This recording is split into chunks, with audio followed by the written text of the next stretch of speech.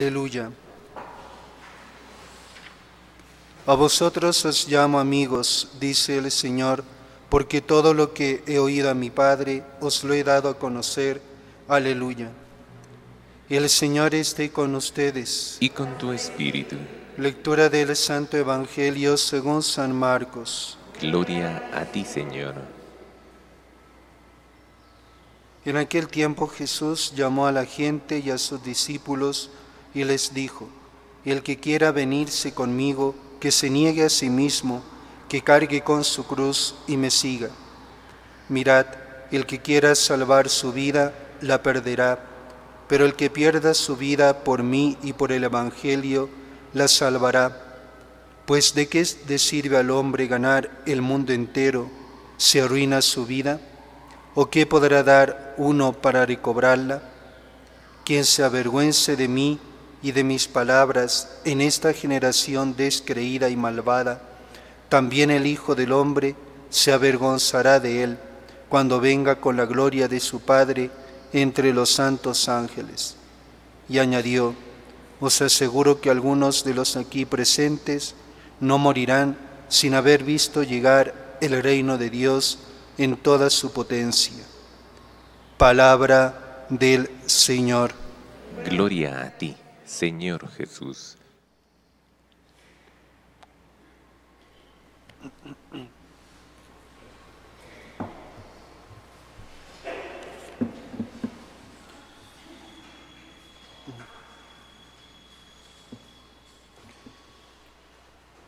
Amados hermanos en nuestro Señor Jesucristo y María Santísima, estamos leyendo el Evangelio según San Marcos. Ayer leíamos la confesión, diríamos, de San Pedro, y luego el primer anuncio de Jesús sobre su pasión. El Hijo del Hombre tiene que padecer mucho, tiene que ser condenado por los senadores, sumos sacerdotes y letrados, ser ejecutado y resucitar a los 3 días. Y se lo explicaba con toda claridad. Y Pedro había confesado que Jesús era el Mesías, pero todavía quizás imbuido por la mentalidad de ese tiempo, un Mesías político, un Mesías que iba a solucionar los problemas terrenales. Le increpó, se lo llevó aparte y se puso a increparlo. Y Jesús luego se volvió y de cara a los discípulos increpó a Pedro: quítate de mi vista, Satanás. Tú piensas como los hombres, no como Dios. Literalmente, ¿no? Y el texto dice, ¿no? Quítate de mi vista, Satanás, es decir, pasa detrás de mí. Hemos escuchado en la oración colecta del día de hoy, celebramos la memoria de San Pedro Damiani, que no antepongamos nada a Cristo. Ni siquiera nosotros mismos no nos pongamos delante de Cristo. Por eso dice ahora en el Evangelio que hemos escuchado: el que quiera venirse conmigo, que se niegue a sí mismo, que cargue con su cruz y me siga. El cristiano se consideraba al principio, más aún que como discípulo, como seguidor de Jesús. Y el que sigue va detrás.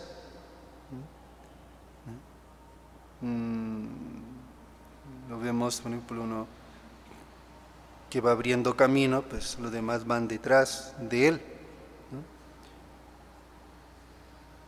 Y el ley fundamental del que sigue a otro, caminar por el mismo camino. No ponernos nosotros delante de Jesús, sino ir detrás de Jesús. Siendo el de Cristo un camino a la crucifixión, es preciso antes decirse no a sí mismo, sustituir el propio yo, que por definición después del pecado es egoísta, por un yo crucificado. Como decía San Pablo, vivo yo, pero ya no soy yo quien vive, es Cristo quien vive en mí. El que quiera venirse conmigo, el que quiera, no obliga a Jesús, el que quiera venirse conmigo, que se niegue a sí mismo, ponernos aparte. Cuando San Marcos ponía por escrito el Evangelio, muchos cristianos habían dado ya la vida por la fe como mártires, al paso que otros habían apostatado para salvar la vida. La última frase se refiere a ellos. Está redactada en forma de paradoja, jugando con los dos sentidos de la palabra vida. Es tanto lo que vale la vida eterna, que para salvarla hay que estar dispuesto a perder por Cristo la vida, con minúscula, la vida temporal. Que quiera, ¿no?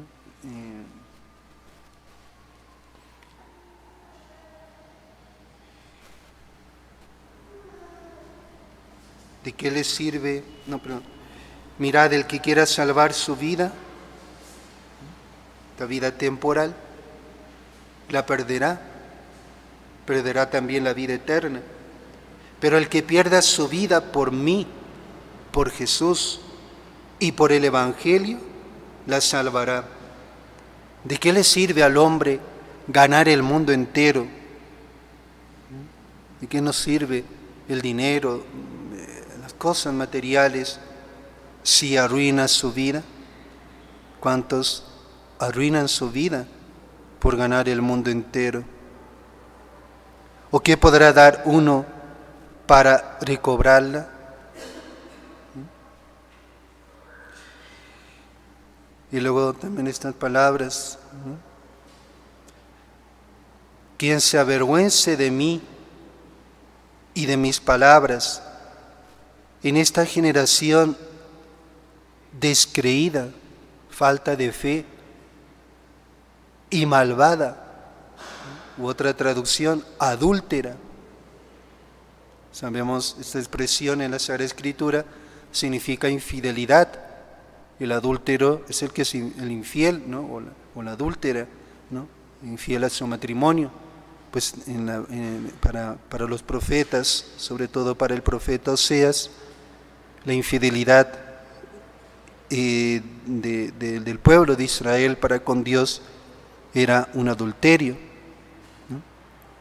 Dice Jesús, esta generación descreída, malvada, adúltera, pues quien se avergüence de él en esta generación, también el Hijo del Hombre, es decir, él, se avergonzará de él cuando venga con la gloria de su Padre entre los santos ángeles.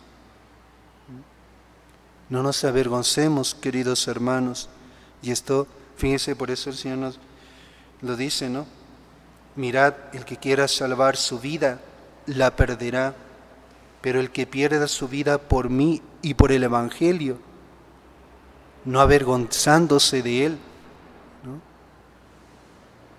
La salvará.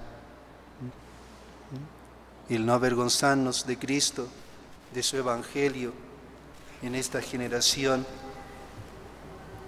descreída, en esta generación malvada, adúltera, puede acarrearnos y nos va a acarrear